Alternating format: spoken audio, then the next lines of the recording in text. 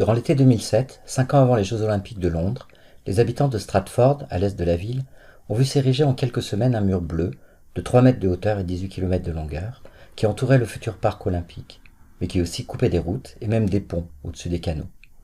Ils ont été surpris, ce mur n'apparaissait pas dans les plans et les maquettes de ce parc. Surpris aussi puisque le discours qui avait accompagné le projet des JO de Londres 2012 parlait d'organiser pour la première fois des Jeux en pleine ville, ouverts à tous, qui bénéficieraient à un quartier marqué par les crises industrielles. Un quartier populaire, voire défavorisé. Les JO devaient être The Regeneration Games, les Jeux de la régénération. Personne ne s'attendait donc à ce que cette ouverture à tous, cette régénération de la ville, se matérialise soudain par une immense clôture, finissant d'enclaver une zone urbaine déjà prise entre l'autoroute A12 et une voie ferrée. Ce mur avait de plus des résonances inévitables, comme le signale Andy Beckett, journaliste du Guardian, en septembre 2007. Il ne pouvait manquer de rappeler, je le cite, le mur israélien autour des territoires occupés, les fortifications autour de la zone verte de Bagdad, le mur de Berlin et les Peace Walls de Belfast, ces murs qui séparaient catholiques et protestants dans certains quartiers irlandais.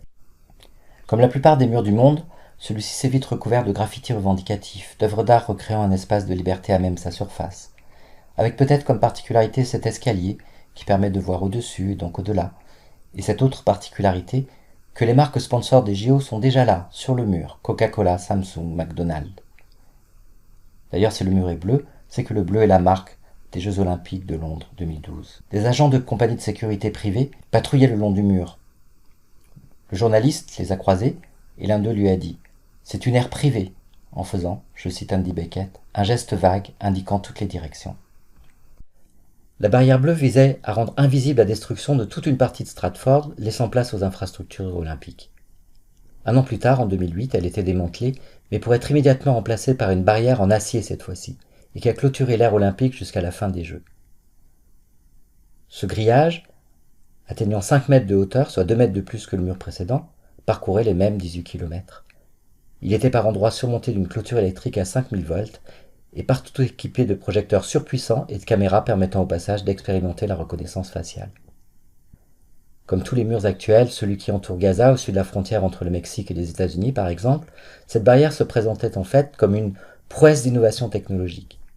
Il ne s'agissait plus de masquer un chantier, mais d'exposer la capacité de sécurisation de l'État et d'une entreprise privée anglaise, Zone. La barrière se justifiait en effet officiellement par la nécessité d'écarter les menaces majeures pesant sur les Jeux. Ces menaces sont le terrorisme, le crime organisé, l'extrémisme domestique et le désordre public. On sait que les villes hôtes des JO signent un contrat avec le Comité international olympique, les engageant à écarter toutes ces menaces. Pas de jeu, aujourd'hui, sans cet espace entièrement sécurisé, rejetant au dehors de lui tous les événements du monde, la violence des guerres asymétriques et du terrorisme, mais aussi les revendications sociales ou politiques. Ce dehors semble strictement déterminé par la clôture, mais il est aussi indéterminé, car c'est en fait toute la ville qui doit être à l'abri du monde. Je cite l'article 14 du contrat de ville hôte, contrat type signé également par Paris.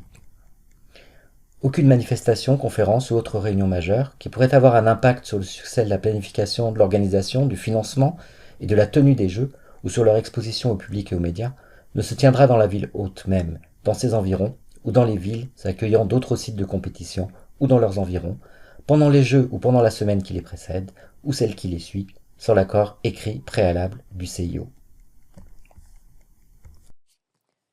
Dans la prochaine vidéo, je viserai à montrer que ces espaces sécurisés ne sont pas seulement hors du monde, ils sont le monde.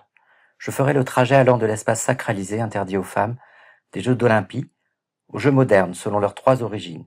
Les Jeux modernes grecs sacralisant la Grèce elle-même, les Jeux anglais sacralisant le sport, et les Jeux français, ceux de Coubertin, s'appuyant sur le succès des expositions universelles et sacralisant le commerce.